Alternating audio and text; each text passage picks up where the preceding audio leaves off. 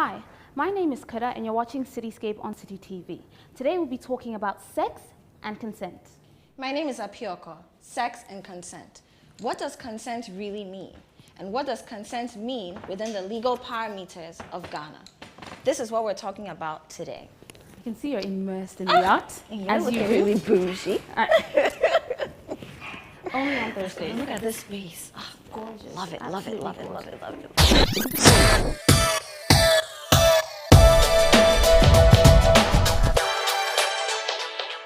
Okay, you look lovely today. So do you. All black, everything. We literally switched roles. I This know, is you. I know. This is I all know. you. Well, it's still a shade of black if there's something like that. It's gorgeous, absolutely gorgeous. In this space, it's called the Untamed Empire. Untamed. It really is. I feel really untamed. That's Perfect for of our course, topic. Of course. So this very topic stemmed from Facebook. Yes. During the week, a couple of days ago, a young lady came on Facebook and sort of spoke about her experience in going out to look for a job or a new opportunity, a contract, whatever it is. And each time she's met with some man, sometimes women too, that are trying to solicit her for sex, basically. So it's, if you don't have sex with me, I'm not going to give you the job. I won't even give you the time of day. And then if you're someone working there already, you get approached with, if you don't sleep with me, if you leave here, I'm not going to give you a recommendation. Or you're fired today. If you want to come to work tomorrow, you need to have sex. Do you find that it's something that's very prevalent in our country, firstly? Once again, extremely prevalent, you know, and it's really sad. It's really sad that a lot of the time, people's credentials, women's credentials, I mean, it happens to some men too, but more so to women. Women's credentials are not enough to bag them a job or some kind of an opportunity that can better their lives. They are sexualized. We are sexualized. So it boils down to sex and anything that relates to sex. In order to get a job, in order to get money, funding for an entrepreneurial opportunity, school fees even, and sometimes grades, you know. Now, before people go off and start talking plenty, yes, there are some women, and I'm calling those women out today. Stop it. There are some women who put other women in this position. Let me tell you how. You might not know me, I may not know you, but you go and do something thinking that it's okay to seduce a man, right, or a woman. And these, let's be real, these things are happening. Seduce a man or seduce a woman so that you can get a job, you can get good grades, whatever it is. And so when I go the next time as an innocent person with everything on paper in order, I'm approached with sex, and that messes it up for me. Right. And you're sort of infringing on someone else's rights. You say this all the time. Where your rights end, someone else's begin. Precisely so. And even though, yes, you're all within your right to do whatever you want, go about sleeping with whoever you want, getting ahead in life however you want, the problem is you're not just doing it to yourself, like you said. You're doing it to generations to come. Exactly. Because just because you have done it, they assume every woman will do it. That's it. Every woman's going to open her legs, no matter, even if you have distinctions in everything, that's not good enough. But we want to start off, go all the way back and start off by defining what sex is. Definitely.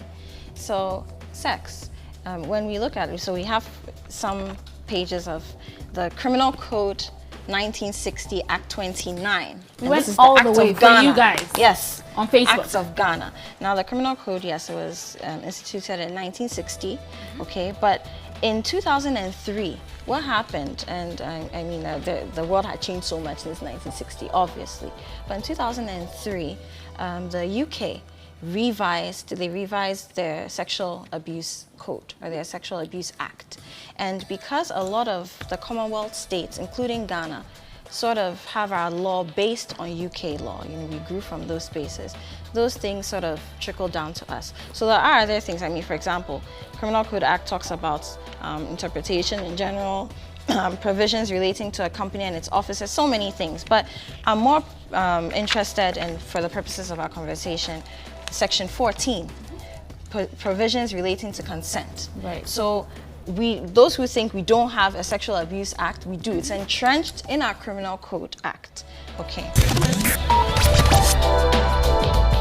Second Image International admissions in progress. Courses available include hairdressing, beauty therapy and fashion. Call us on 0243 331 999. Evening and weekend classes are also available.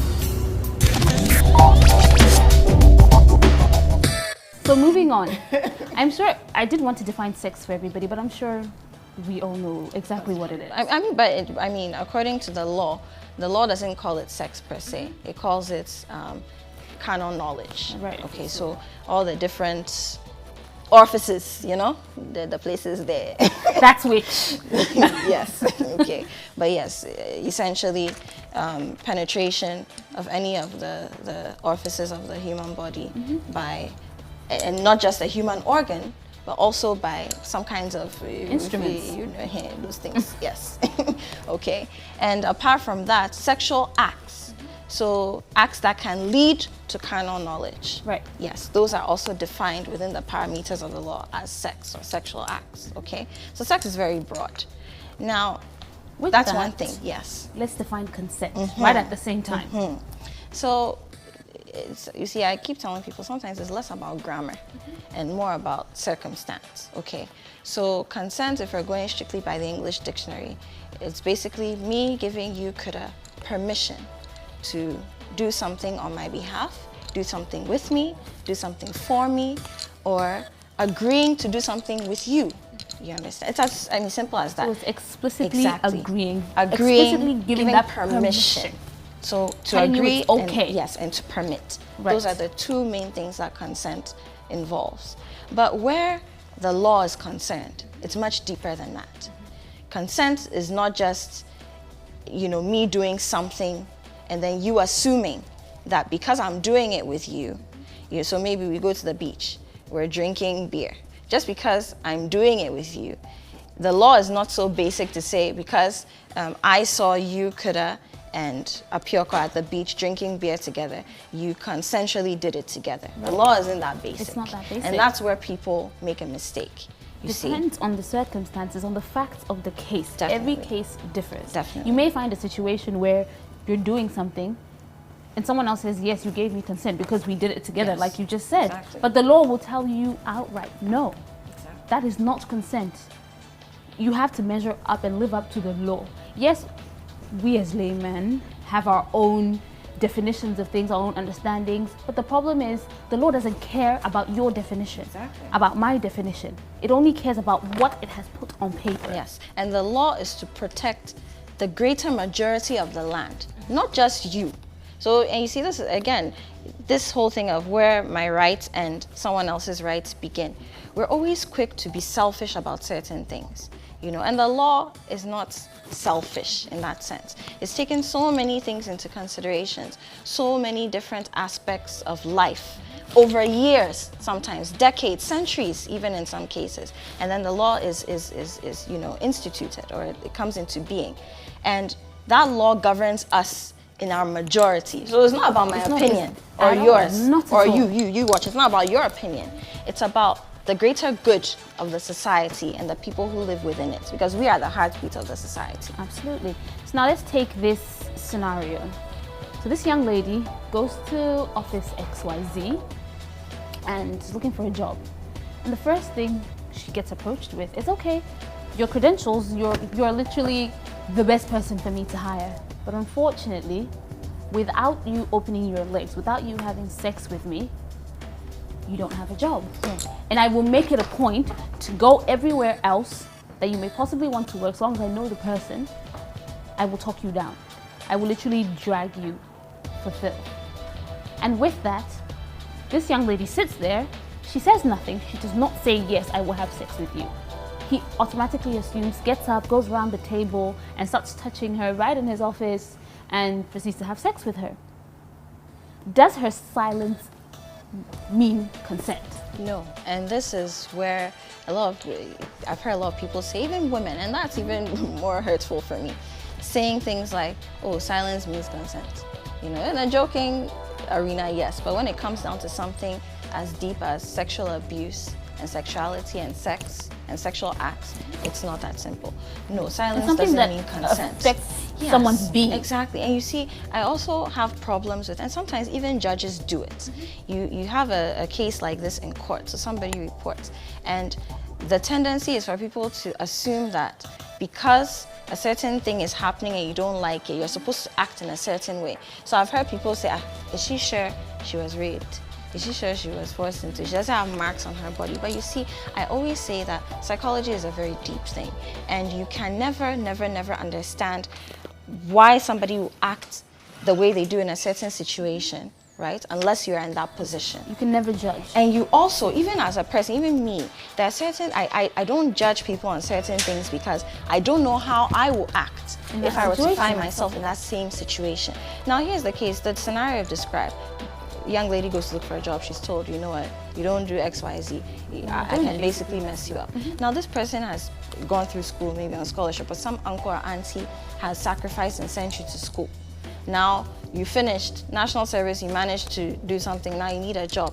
You're on your own. Ever since you got that certificate from the university, you've been on your own. You need to feed yourself, you need to clothe yourself. Maybe you have younger siblings who your parents are not able to take care of, so it becomes your responsibility. You need to eat. And for the last 2 episodes of Citi Scape, we were talking about double dating, okay? And one of the things you mentioned in our conversation was that some young ladies do what they do because, hey, even at work, you're not given a clothing allowance, but you need to look the part for the job. Exactly. And if you don't look the part, that goes against you at work. You either get fired, suspended, or whatever. And I keep saying that sometimes things in our space, in our world, in Ghana, are just so difficult. So it's not as simple as, so at that moment, she's basically making this decision, life or death decision. Because now it's not just about her. Right. There are those siblings. There's what she's going to eat tonight, next week, and for the rest of her life. And so she will stand there paralyzed, and you think, oh, she's liking it, but she's actually... Her mind is elsewhere. She's thinking, if I don't do this, so you almost don't give her time to decide. She doesn't get to that point where she can make a decision because everything's happened already. That's it. Okay, guys, so this is the end of part 1. There's so much to talk about. Part 2 will be next week, and we'll be focusing more on authority figures, and what it means for them to ask things of you and get them, and whether or not you can actually give consent. We'll see you guys next week.